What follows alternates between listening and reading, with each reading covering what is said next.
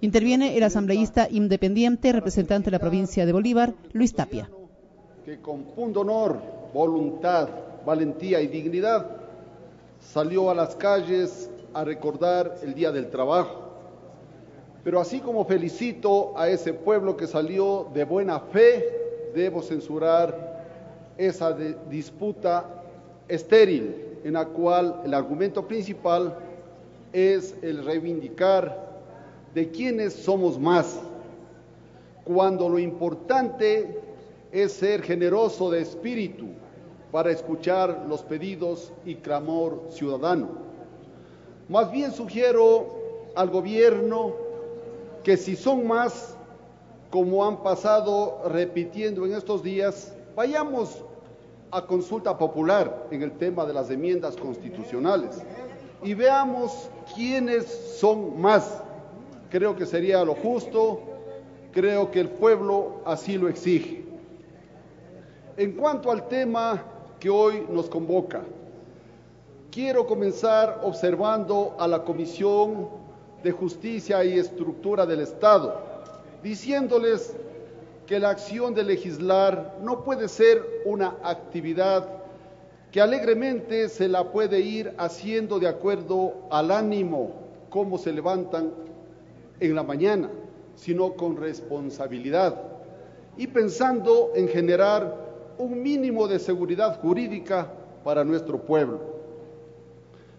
Hace poco tiempo aprobamos el Código Orgánico Integral Penal y se hicieron una infinidad de observaciones previo a su promulgación, pero para variar, tanto la comisión como el pleno poco caso hicieron a las observaciones que tanto desde la bancada de la oposición como de los sectores involucrados se hicieron llegar. Y no me refiero a temas como los excesivos delitos que se incluyeron. No me refiero a la inconveniencia de generar supuestos delitos contra el poder. No me refiero a las exageradas sanciones que se dan con respecto a lo que el poder entiende como injurias.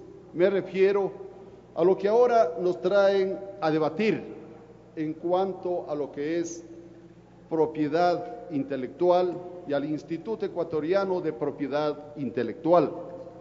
Varios de los asambleístas y la opinión pública plantearon la necesidad de ubicar en la categoría de delito los atentados contra la propiedad intelectual, puesto que al ser la propiedad un bien jurídico protegido, resulta altamente cuestionable que la sanción de la inobservancia a los derechos patrimoniales y morales provenientes de los derechos de autor se desprendan exclusivamente de un proceso de carácter administrativo y no el carácter penal que ahora se nos plantea. La vista 301, repito, la vista 301, notificada al Ecuador el viernes pasado, ubica a nuestro país en la lista de países que no respetan los derechos de autor.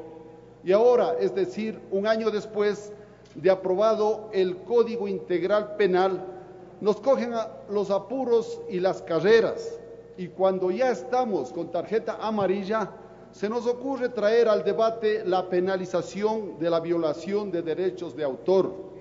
Lamento que dejemos todo para último rato y que encima lo hagamos mal. Digo que lo estamos haciendo mal porque en el proyecto de ley que se plantea se ha perdido de vista los aspectos reales de la propiedad intelectual. Me explico. Cuando hablamos de escala comercial, debemos iniciar definiendo en el texto de la reforma qué se entiende por escala comercial.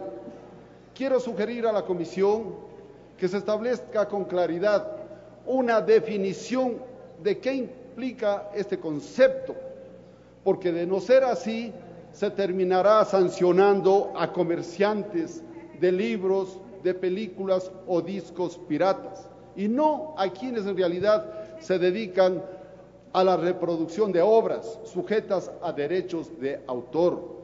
lo que nos hace caer, guardando las enormes diferencias que existen, en un tratamiento como el que se da al tráfico de drogas, en el cual caen los traficantes y mulas, y los grandes capos no son ni siquiera identificados. A la hora de imponer sanciones también nos equivocamos, o más bien nos confundimos, puesto que se habla de rangos de los valores de la mercadería incautada para imponer las multas. Yo pregunto, ¿los valores que se ponen como base para imponer las sanciones se definen en función de qué? Tal vez del valor comercial de la mercadería, tal vez del valor del perjuicio a los autores, tal vez del valor neto de los bienes incautados. Quiero pedir a la comisión que se considere ese tema y se aclare para el segundo debate. No quiero alargarme mucho más, me estaciono en estas observaciones y mantengo mi posición de que no se puede seguir legislando con el ánimo con que uno se despierta o en función de los caprichos del momento, sino con visión del futuro y adelantándonos a los hechos. Muchas gracias, señora presidenta. Era la intervención de la